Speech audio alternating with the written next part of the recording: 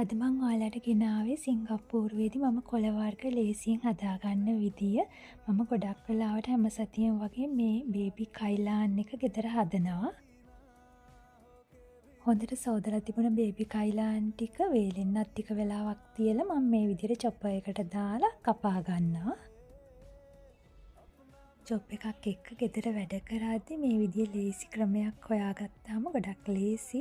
ඒ වගේම මම මේකට කැරට් එකතු කරනවා. කැරට් අල දෙකක් මම මේ විදිහට පොඩියට චොපර් එකට දාලා කපා ගත්තා.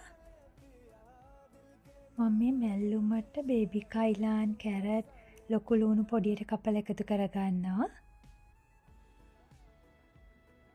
සැරට කැමති නම් උමිරිස් කරල් කීපයක් පොඩියට කපලා එකතු කරගන්න. මම දැන් පොල් ටිකත් මේකට එකතු කරගන්නවා.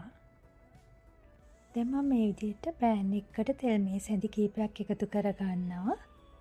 තෙල් ටික රත් වුණාට පස්සේ මේ විදිහට අපි හදාගත්ත මැල්ලුම් මිශ්‍රණය එකතු කරගෙන කහ සහ ලුණු කුඩු ටිකක් එකතු කරගන්න.